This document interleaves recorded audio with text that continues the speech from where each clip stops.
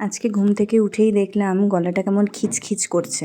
তো সেই জন্য আজকের সকালটা আমার শুরু হলো 1 কাপ গরম কাড়ার সাথে। শীতকাল এসে গেছে মানেই নানান সবজির মেলা।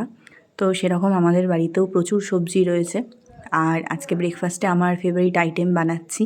বাঁধাকপি, ফুলকপি, মটরশুঁটি দিয়েই আজকের চাউমিনটা বানাচ্ছি। তবে গাজর, বিনস, ক্যাপসিকামও ছিল, সেটা আর আজকে দিচ্ছি না। আর আলু ছাড়া আমরা বাঙালিরা মনে হয় চাউমিনটাকে ভাবতেই পারি না। ইদানিং এই বাদামটা যে আমার কী পছন্দের হয়েছে সে কথা আর কি বলবো। আর এই চাউমিনটা যে আমার শুধু খেতে ভালো লাগে তা নয়, বানাতেও কিন্তু দারুণ ভালো লাগে। এরকম চাউমিন তোমাদের কার কার পছন্দ আমাকে জানিও। চটপট স্নানটা সেরে এখন আমি বসেছি গল্পের বই নিয়ে। এই বইটার আর কয়েকটা পাতাই মাত্র আমার বাকি, যেটা আমি আজকেই শেষ করব, কারণ আজই লাইব্রেরিতে এটা জমা করার লাস্ট ডেট। আর এইবার আমি এনেছিলাম বুদ্ধদেব গুহর হলুদ বসন্ত। এটা আমি আগেও পড়েছি, কিন্তু আরও একবার পড়ার ইচ্ছা হলো। চলো তাহলে হলুদ বসন্তটা এখন শেষ করি, আবার অন্য কোনো ব্লগে দেখা হবে।